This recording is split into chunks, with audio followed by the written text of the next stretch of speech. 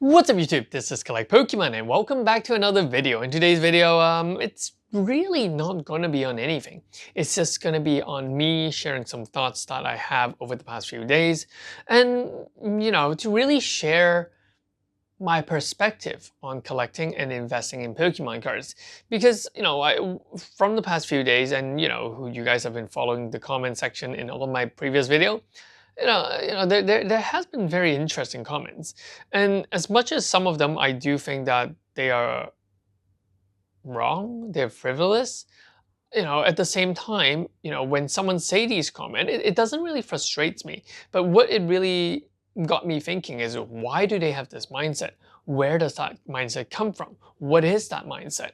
And I don't want to say I want to teach people, because that's usually what I do. I don't want to say I want to teach you guys what type of mindset to have, because everyone can have different mindset.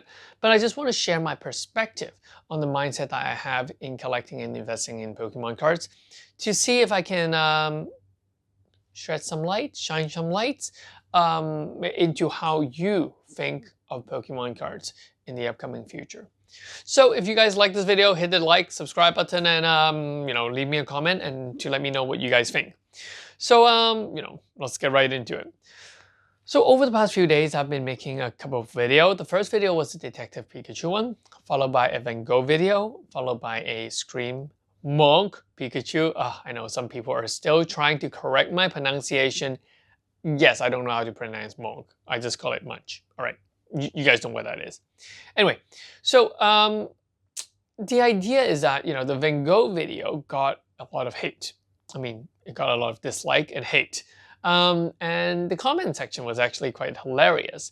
And, it all goes to, whether I'm a scalper, whether I'm buying from scalper, why do I need so many of one cards, telling me how I should collect. Those most of them are pretty bullshit, to be very honest with you. And it didn't really bother me. But one comment actually did, I wouldn't say trigger me, but it really bothered me. I forgot the guy's name, the username, but he was trying to argue with me by saying that I have more money than brain, and it is not a legit way of getting the card. And the legitimate way, is to buy something on the Pokemon Center and for $30 and get the card for free. That was the only legit way.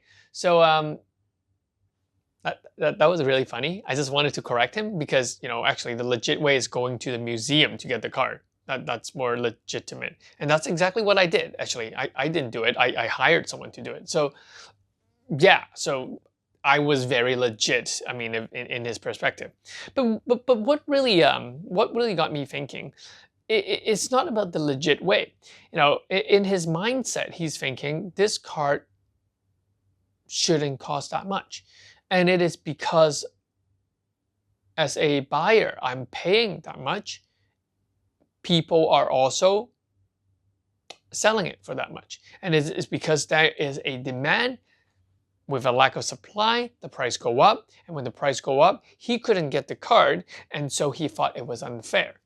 And he would, in his mind, he would also think that this card is at most worth $30 US, because that's how much you need to pay in order to get this card for free on the Pokemon Center website. So in his mindset, this card could either be zero, it should be a free card, or this mindset that this card should only be $30. And for me, paying $100 and paying $3,000 for all 30-ish cards, that is, to him, it's not fair. It's not fair to him, because he couldn't do what I did. But here's the thing. The mindset that really bothered me is, why is this card worth $30? Why is this card supposed to be free?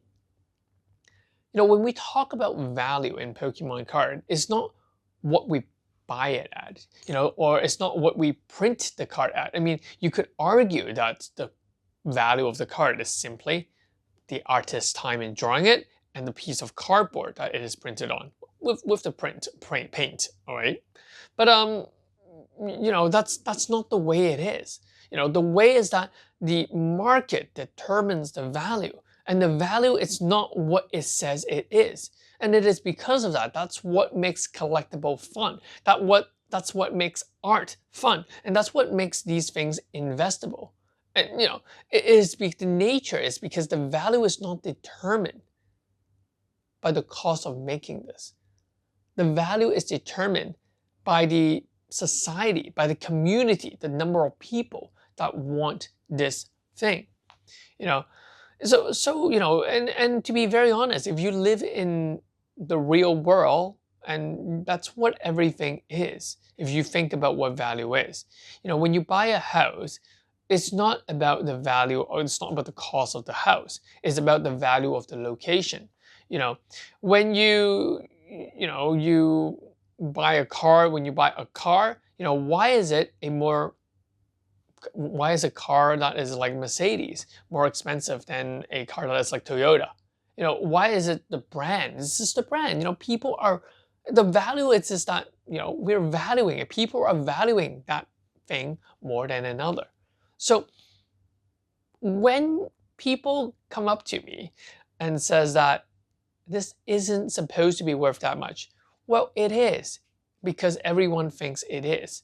And this really brings my mindset in investing in Pokemon cards.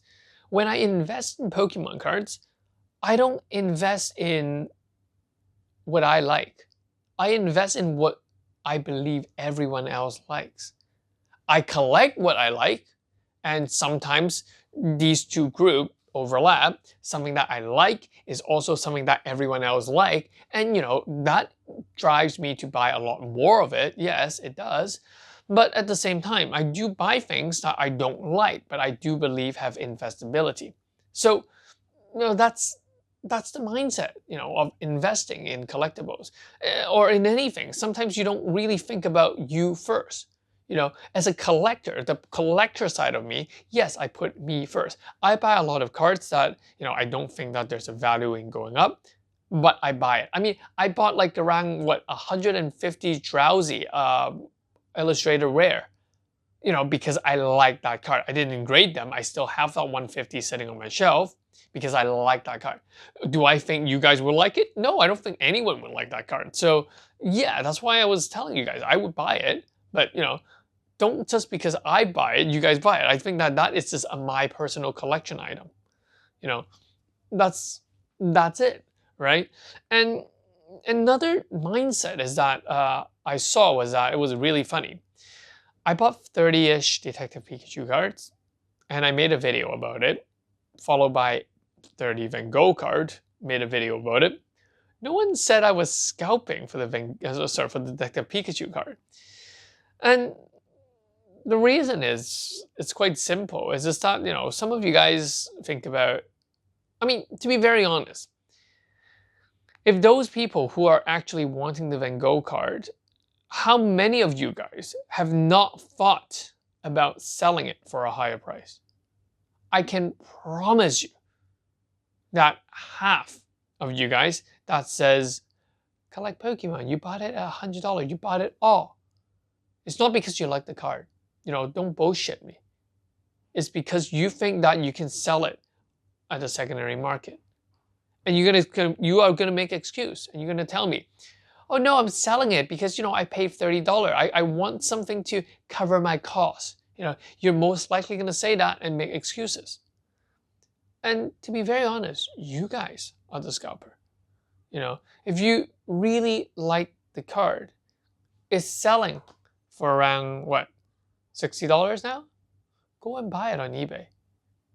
Don't think that, oh my god, it's supposed to be a free card. I'm not paying double from $30 to get that card. Well, that's your fault, right?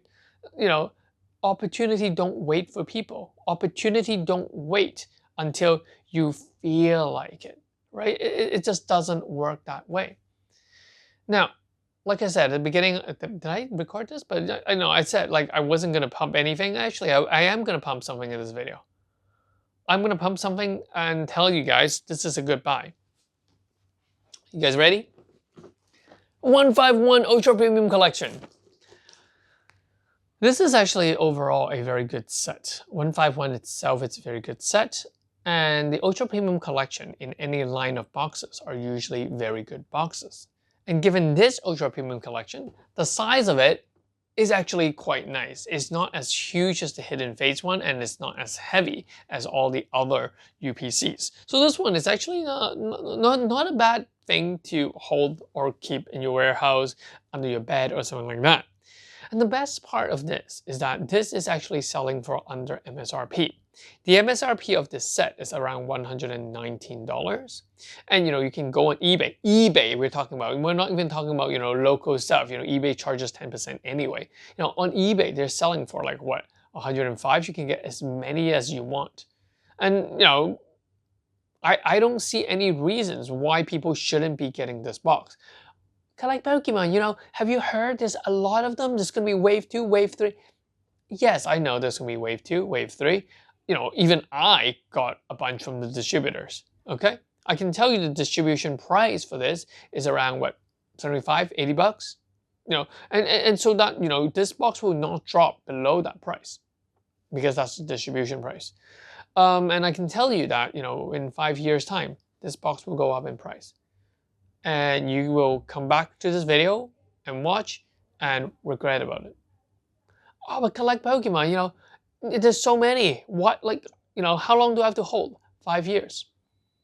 It's not going to be a lie. I'm going to tell you, so far in the past 30 years of Pokemon, 26 years of Pokemon, around 5 years, we do see a jump in older sets. That's when a new wave of player comes in. They look for older sets. They realize, oh, that's a good collection material that they want to buy. They want to work towards. So, that's it. If you can be patient enough to hold this for 5 years. I'm talking to the kids who are watching my video. Sometimes when you ask your parents to buy something, don't open all of them. Keep some sealed. That is very good for your future investment. And all the psychologists, talk about delayed gratification and stuff. Don't just grab that marshmallow, man. Wait. When the experimenter come back, you get 2 marshmallow. Why can't you wait?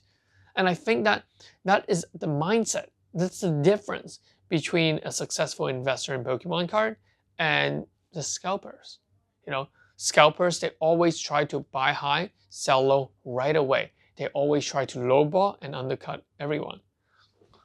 Buy this at below MSRP, $105 on eBay. And I have no link to that, guys. So, I don't benefit from it. But I can tell you that, this set over time will go up. I can tell you from experience, Shining Legend is exactly like this. Shining Legends, no one wanted it. Even distributors don't want it. And I bought quite a lot of it. I just opened them all up. But I mean, back then, my mindset was like, ooh, it's so cheap. When I open up, I'll get the test tube Mewtwo. But, what I should have done was to keep more sealed. And, that's something that I've learned over the past few years. And, it takes time to learn these mindset. And other sets such as Celebration, no one likes Celebration. They say, oh my God, Celebration, no one's want it anymore. I had people asking if I want to buy it for like MSRP back then. And I said, no, I have enough. I have around like what, 40, 50-ish, these ETBs.